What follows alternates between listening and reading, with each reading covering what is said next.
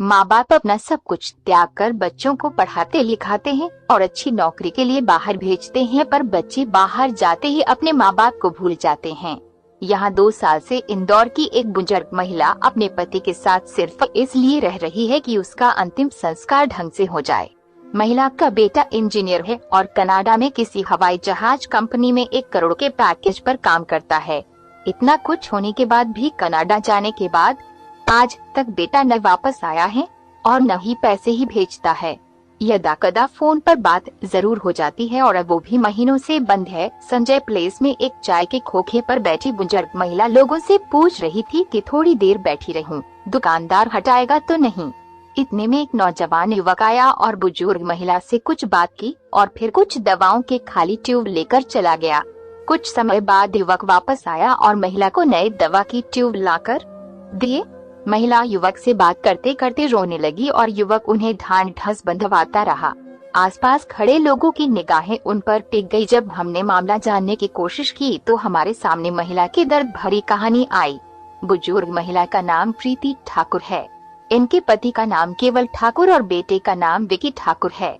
महिला इंदौर की रहने वाली है और राधा स्वामी मत की अनुयायी है। महिला के अनुसार उसके पति आयुर्वेदिक डॉक्टर थे और काम सही चलता था। फिर पति हीरों के काम में लगे जो गैर कानूनी था और उसमें सब गंवा दिया। बेटे विकी को हमने खूब पढ़ाया लिखाया और इंजीनियर बनाया। 3 साल पहले उसकी नौकरी कनाडा में एक हवाई जहाज बनाने की कंपनी में लगी और हमने जमा पूंजी खर्च कर उसे भेज दिया। शुरू में 2 बार उसने पैसे भेजे फिर बंद कर दिए। अब जब हमने पूछा कि इंदौर का घर बेच दें तो उसने मना किया। पति का एक्सीडेंट हो गया और कुल्हा बदला गया तो भी वो नहीं आया। कहता है कि उसे 4 साल काम करने के बाद छुट्टी मिलेगी। हमने कह दिया है कि अगर हम 2 में से एक बचा तो हम मकान बेच देंगे। बुजुर्ग प्रीति इंदौर से आगरा राधा स्वामी सत्संग सभा में सत्संग के लिए आई थी। यहाँ कुछ दिन उन्होंने रामलाल वृद्धाश्रम में गुजारे। वहाँ बंदिशों में रहना अच्छा नहीं लगा तो इन्होंने नगलापदी न्यू आगरा में किराए का कमरा ले लिया। प्रीति दयालबाग सत्संग सभा में जाती हैं और वहाँ उनकी भोजन आदि की व्यवस्था हो जाती है।